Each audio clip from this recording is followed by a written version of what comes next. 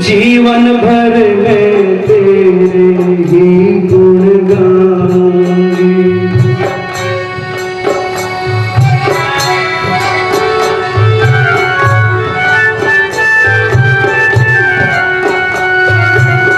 घर में हिस्सा कुछ नहीं लूंगी, सब कुछ भैया को दे दूंगी। अपनी किस्मत का खाऊंगी, कभी न तुमसे कुछ चाहूंगी। रो रो के तेरे नैना बरस, बेटी तेरे प्यार को तरस। तेरे बाग की एक कली हूँ, ना तोड़ो खिलने को चली हूँ। जीवन तेरा महकाऊंगी, आंगन में खुशियाँ लाऊंगी। मुझे नहीं चाहिए धन माया, दो आंचल की शीतल छाया। फिर भी ना माने तेरा मन, कर देना मुझे किसी के अर्पण। भीख मांग के मैं जी लूंगी, घूंट आंसुओं के पी लूंगी। कैसे भी कर लूंगी गुजारा, नहीं आऊंगी कभी दोबारा। लेकिन मैया मुझे न मारो, एक बार तो कह दो ना रो। माँ बच्चों की होती है रक्षक, लेकिन आज बनी है भक्षक। जिस कन्या का पूजन करती, जिसके चरणों में सिर धरती, उसकी आज बनी हत्यारी। हाय विधाता ने मत मारी, मात पिता होते हैं प्यारे, लेकिन आज बने हत्यारे। भावना समझे जालिम रोते मुखड़े के, टुकड़े टुकड़े कर दिए दिल के टुकड़े के। भावना समझे जालिम रोते मुखड़े के, टुकड़े टुकड़े कर दिए दिल के टुकड़े के। टुकड़े टुकड़े कर दिए दिल के टुकड़े के। गर्भ में पलती कन्या जन्म को तरसी है, माँ की क्रूरता बन के कयामत बरसी है। टुकड़े टुकड़े कर दिए दिल के टुकड़े के। टुकड़े टुकड़े कर दिए दिल के टुकड़े के। पहले चोरी चोरी से दवाइयां खाते हैं कि शायद खत्म हो जाए, और जब नहीं ऐसे खत्म हुई तो उसके टुकड़े टुकड़े करके डस्टबिन में फेंकवा दिया चोरी से। टुकड़े टुकड़े कर दिए दिल के टुकड़े के। ये बहुत बड़ा अपराध है। किसी से अगर हो गया है, अब उसके लिए तो कुछ कहना नहीं, लेकिन आगे से अलर्ट हो जाए। कभी किसी को ऐसी सलाह मत दो,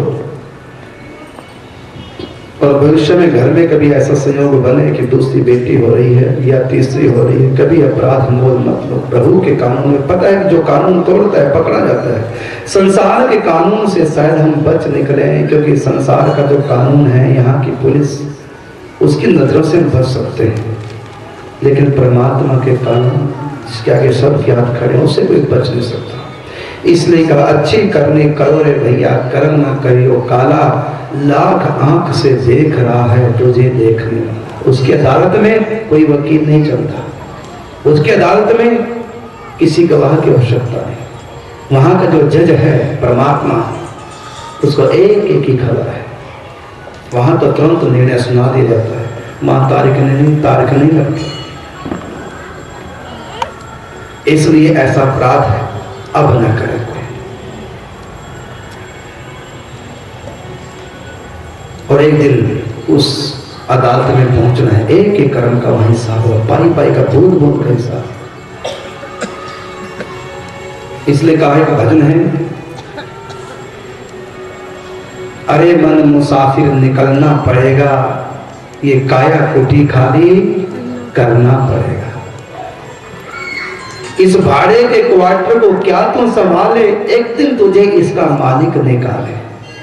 इसका किराया तुझे भरना पड़ेगा, ये काया कुटी खाली करना पड़ेगा। आएगा नोटिस तो जमानत ना होगी, पल्ले में घर कुछ अमानत ना होगी, हो करके कैद तुझे चलना पड़ेगा, ये काया कुटी खाली करना पड़ेगा। यमराज की जब अदालत चढ़ोगे, पूछेगा हाकिम तो क्या तुम कहोगे, फिर पापों की अग्नि में जलना पड़ेगा, ये काया कुटी खाली करना पड़ेगा। भिक्षु कहे मन फिरेगा तू रोता, लाख 84 में खाएगा गोता, फिर जन्म और मरना पड़ेगा, ये काया कुटी खाली करना पड़ेगा। इसलिए शरीर को पोषण के लिए तुम किसी की हत्या मत करो, किसी जीव को सताओ मत। अरे बेकसूर की कौन कोई कसूरवार भी हो, उसको भी माफ कर दो। और तुम बेकसूर हो, और क्या कसूर था उस कन्या का, वो अपनी मर्जी से ही, भगवान के विधान से ही, और तुमने बुलाया इसलिए। संयम करते क्यों आ जाते हो, तुमने आह्वान किया और तुम्हारे कर्म के अनुसार आई, प्रभु के विधान के अनुसार आई, और तुम कानून को तोड़ने वाले कौन होते हो। संयम करने का अधिकार तुम्हारा है, लेकिन कोई जीव आ रहा है, उसको चेक करा दे कन्या, तो उसको टुकड़े टुकड़े करके फिकवा दिया और किसी को पता न चलने दिया। तुम क्या सोचते, किसी को नहीं पता चला। अभी एक ऐसा हुआ कांड, हमारे पास एक बात आई थी, ऐसे लड़का लड़की प्यार करते थे और उनसे पाप बन गया, गर्भ रह गया और चोरी से गिरवा के 7 महीने का था, टुकड़े टुकड़े करके। वो सोचता किसी को नहीं पता चला। उसके बाद दोनों में झगड़ा हो गया, पुलिस तक बात आई, उस लड़की ने बता दिया, माँ बाप भी पुलिस को पकड़ा गया, बेइज्जती लगी, अखबार में लगाया। जब हमको पता लगी, हमने कहा बधाई हो, खुशी है यही सजा मिल गई, खुशी है कि यही सजा मिल गई। अपमान हो गया, जुर्माना पड़ा, पकड़ा गया, बड़ी अच्छी बात है, ऐसा होना चाहिए था, बधाई की बात है, खुशी की बात है। सजा मिल गई, हमको दुख नहीं हुआ, सजा मिली, अच्छा लगा, भगवान की बड़ी कृपा जो सजा मिल गई, नहीं तो आगे भोगते।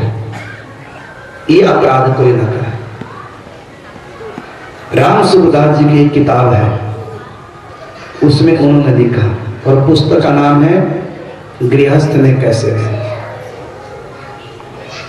उसमें किसने प्रश्न किया, संत से, स्वामी राम सूरदास जी से। उस किताब में लिखा, किताब का नाम है गृहस्थ में कैसे रहे, गीता प्रशिक्षण की किताब है। उस किताब में मैंने पढ़ा, स्वामी राम सूरदास जी से किसने प्रश्न किया कि आप गर्भपात का इतना निषेध करते हैं, लेकिन हमारी बेटी कुंवारी है, उससे गलती हो गई और गर्भ रह गया, अब हम क्या करें, अगर ना गिराए तो क्या करें, फिर कुंवारी हमारी बेटी है और गलती हो गई, अनजान पने, अब क्या करें, क्या ये पाप ना करें। तो स्वामी राम सूरदास जी ने कहा एक पाप भोगने में उसको नानी दादी याद आ जाएगी, अब दूसरा पाप और करने चलिए। मैं कभी नहीं कहूंगा दूसरा पाप करे, कल उसकी जिंदगी में क्या होगा, कहीं यही तो उसकी सजा है पाप की, अपने पाप को ही भोग ले। इसलिए बच्चे को जन्म दे,